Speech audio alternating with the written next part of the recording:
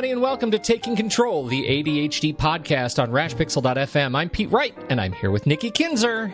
Hello, Pete Wright. Oh, we're talking about procrastination today. We are. We're going to tackle it. I feel like I'm maybe a little bit slow coming to this show. Well, I'm thinking we should just postpone the show altogether. Put it off. Let's just not do it. We'll do it next week. Yeah, right. Insert waiting music montage here. That's right. I'm excited to talk about this, and if only because I feel like over the last couple of weeks, I've actually gotten much better about my own procrastination. So this is going to be good. It's very timely that we are talking about this. Good. Well, yes. You can share your experience, because that's what I'm going to do, is I'm going to share mine. So, well, before we dig into that stuff, make sure to learn all about Nikki's work in ADHD. Head over to TakeControlADHD.com. You can get to know us and the show a little bit better. You can subscribe right there on the website. You can jump on the mailing list right there on the homepage and get an email with the latest episode each week. That's the easiest if you don't want to deal with the technology part. But of course, you can subscribe to the show anywhere in any app in which the finest podcasts are served. You can connect with us on Twitter or Facebook at Take Control ADHD and call us 503-664-4ADD to get your voice on the show.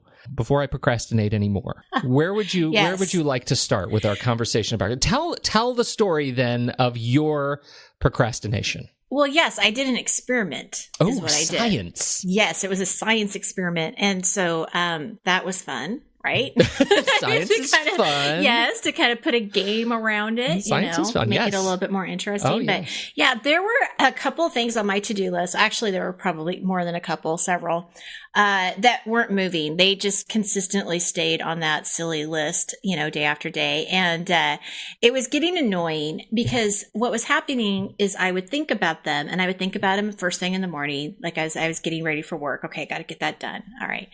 And then the work day would come, and hey, sure enough, I never thought about it again until the evening time. Right. And then the evening comes, and I'm like, oh man, that's forgot when the shame to do kicks that. In. Yes. Yeah. It's like, shoot. Yeah.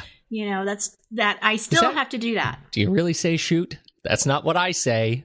Well, not always. No. When I remember those tasks, I'm a sailor. Are ya? Oh, yeah. Okay. Well, we're going to keep the show clean. Show is clean today. That's right. So anyway, I was definitely avoiding these things. I knew I was avoiding them. I was getting annoyed with myself. So I decided to do an experiment. And basically what I did is I decided that I was going to dedicate 1 hour the next morning to work on my to-do list. So I knew going into the next day, I was going to work just 1 hour on this stuff. And I got to tell you, I got a lot done in that 1 hour. I didn't complete everything.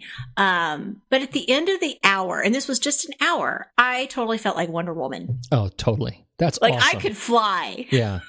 Oh, that's so good. I don't know if did she fly? I don't remember. I think she did, but that was weird. I think she did fly, and she also had that invisible jet. Yeah, so I was definitely in the invisible jet. You were in the invisible jet. That 1 hour is your jet cocoon.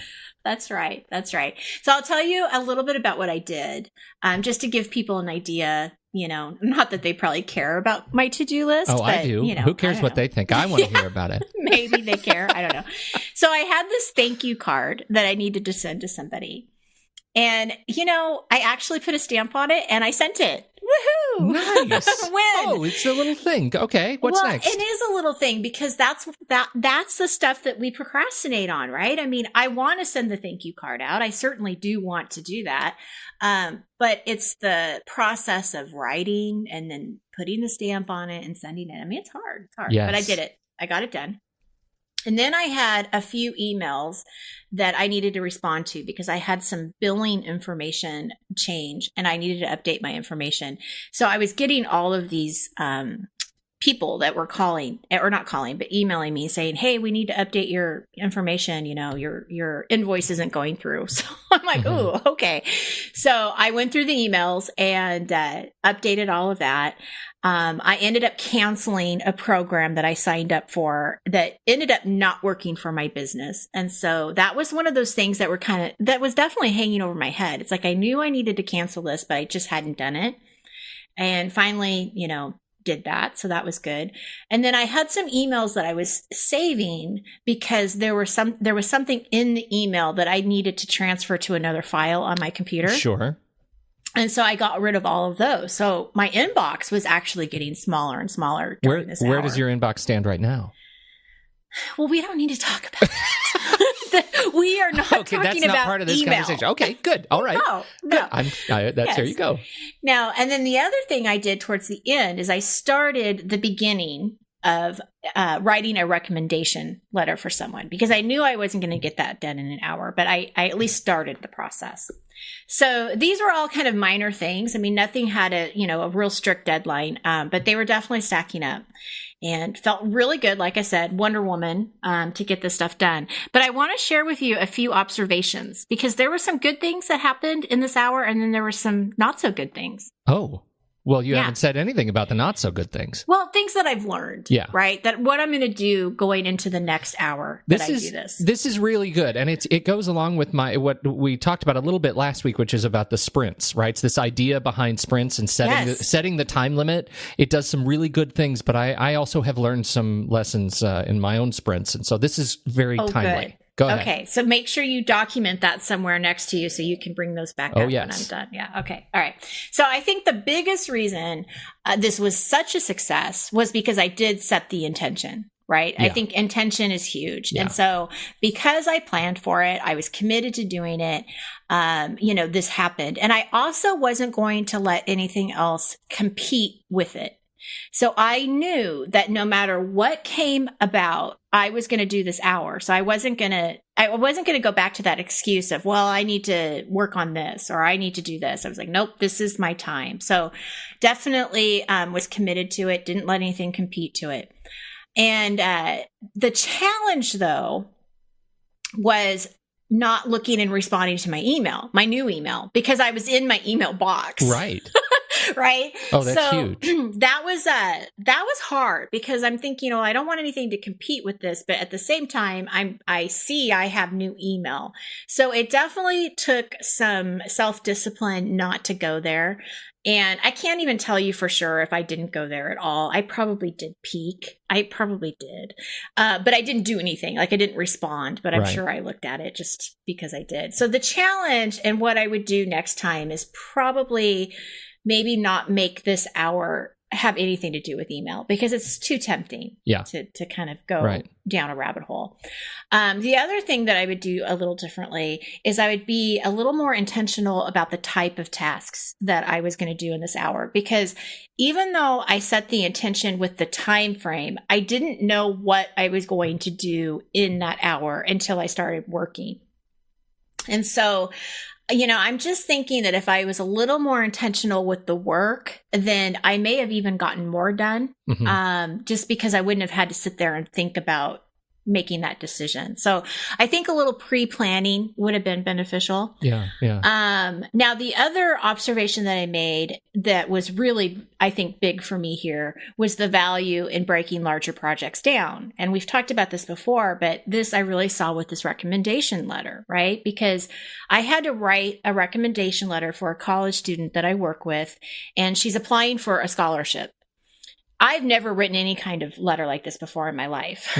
And so I really didn't know what should be in it, how should it be formatted, all of that. And so the very first step in writing this recommendation letter was just doing some research. And that's what I did in this hour. So because you get locked up, right? If you've never done this before, there's both the practical obstacle, which is I've never done this before. I don't know how it's laid out. I don't know how to I don't know what the specific elements are that need to be in it. But then there's the creative obstacle, which is now how do I speak creatively and beautifully about this person that highlights their experience enough? So it's like two competing things you don't get. Because I don't want her not to get that scholarship because I wrote a crappy recommendation letter. Exactly.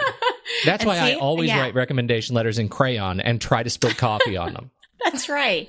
Yeah. So there's a little pressure there. So, but it definitely was good, just to break it down, just to do some research, see kind of what templates were out there and what people, suggested and things like that. So it was a great feeling, to get that taken care of, to get all of these things off my plate and out of my head. And like you said, there's something about this sprinting thing. There's something about getting a lot of little things done at one time that just feels really good. Oh, totally. There is a crazy mechanical approach to it that I have found over the last couple of weeks, which is because I have so strictly gated every day around these hours where I'm working on client work, it makes it so much easier to go in and look at my list in my work tracking application and just start at the top, because those hours have allowed me to just sort of equalize all the work that I have to do. When something comes in, it goes at the end of the list, and I generally can start at the top of the list, knowing that that's the oldest thing that I have to work on, and just work through the list. And that bit of just sort of applying mechanics to my to-do list and removing my natural inclination to judge the work has allowed me to get through it more quickly and more efficiently. As soon as I stop to think about, oh my gosh, how long is that going to take me? That's creative work. That's writing work. I need to be somewhere else to do that because I can't really write creatively at my desk. And as soon as I stop to do that, it's like an immediate roadblock comes up and I don't do anything. And I push everything down the road. And so I'm a big believer in this, in sprints, in sprints to just work through your list. I think it's great. And then, oh my gosh, the freedom that you feel at the end of that hour, right? Well, that's exactly it. I mean, just getting those things off of your plate and out of your head, it's very freeing. I mean, there's no doubt about it that just anxiety is lessened. And so you have done this with just an hour in the morning, right? That's the first thing that you did. That was my experiment. Okay. So what is that experiment led you to do next? Like how do you take that to the next level for yourself? Yeah, I don't know if I'm going to do it consistently. Like I'm not going to, I can't sit here and say, oh, I'm going to do this every Monday or even every day or I don't know. I think that for me, this was just really good to do because these things had been stacked up and it was time. Yeah. And it's interesting because like right now I'm definitely focused on one particular project that I'm working for my business. And so that has been taking all of my time.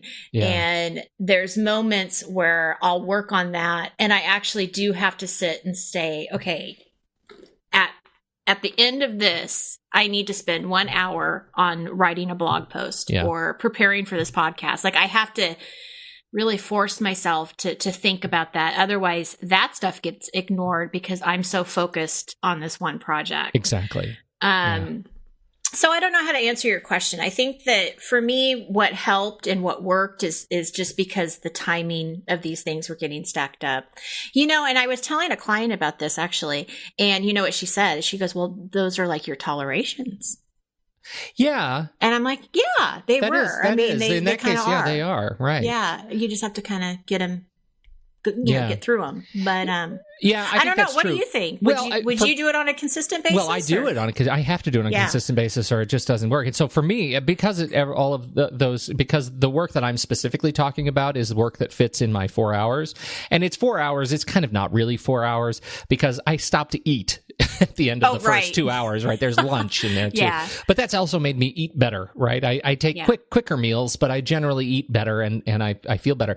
But what that has allowed me to do is at the end at 2:00 when I'm finished with that, or in the morning when I get up in the morning, and I don't feel any sort of guilt or haste to get to work, right? Mm-hmm. Because I know that at 10:00 I'm going to start, and starting is like the race, and I'm going to do the best work that I can in the time that I've allotted. But this is an interesting thing when you go back to notifications and buzzes and bings.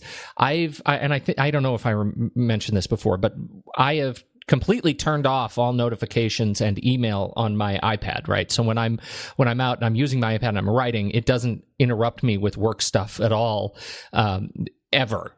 And I have to intentionally go see it. And I have turned on do not disturb mode on my phone so that I don't see any alerts from anybody who's not in my favorites list, like in my personal saved favorites list, until 10:00. So that's smart. Anybody that I want to talk to, friends, family, like they're on that favorites list, and those calls and emails will get through.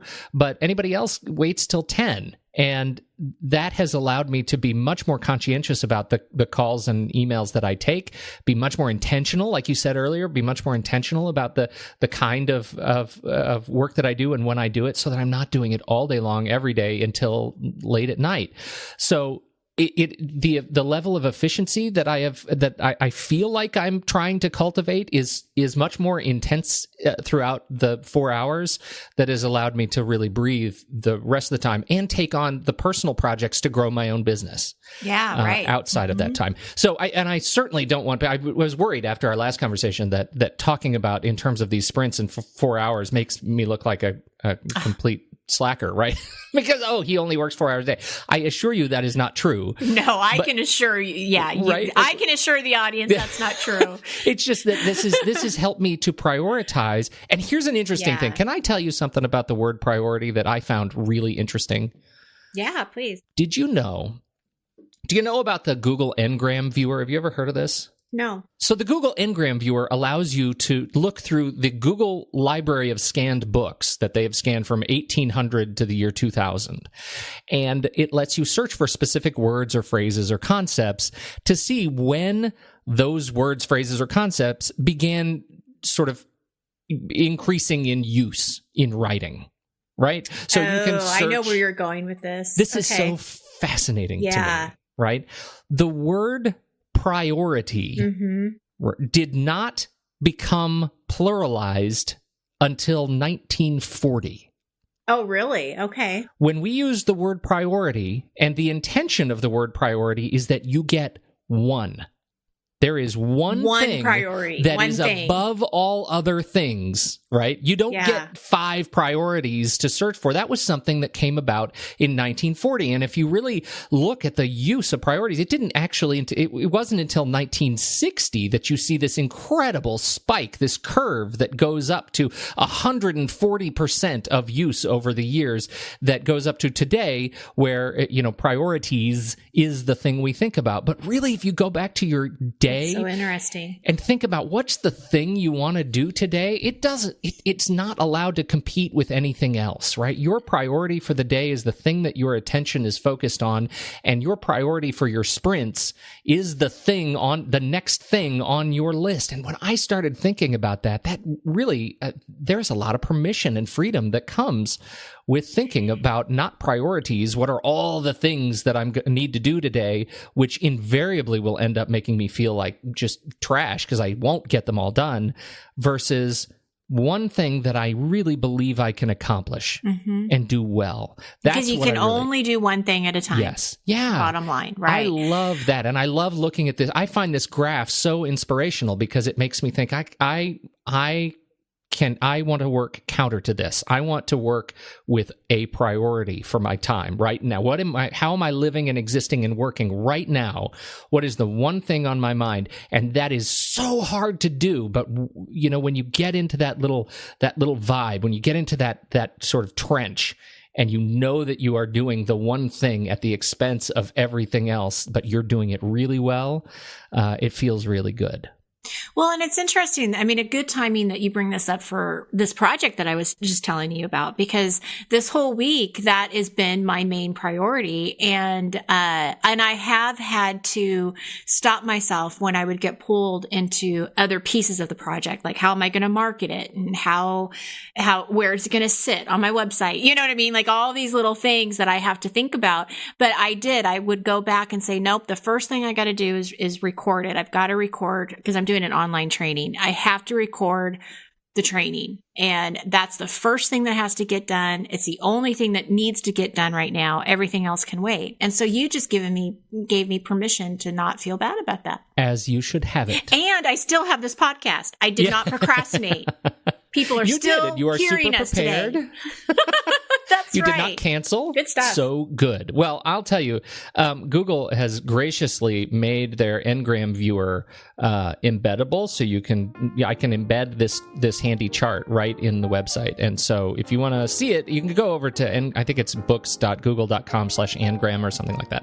But if you want to actually see it, head over to TakeControlADHD /podcast/247, and you will see the priorities curve in the show notes. In the show notes, that's awesome. right. Yeah, super well, useful. And we want to hear from everybody else too. If there's something that has worked for you to tackle that procrastination, or how to be more focused with your one priority, we certainly want to hear that as well. So, well, this is great and a very timely conversation. Thank you for bringing it around, Nikki Kinzer. This has been awesome. Mm-hmm. And thank you, everybody, for downloading and listening to the show. We sure appreciate your ears and your attention, we recognize already stretched attention. We love you guys. Thank you. And on behalf of Nikki Kinzer, I'm Pete Wright. We'll catch you next week on Taking Control, the ADHD Podcast.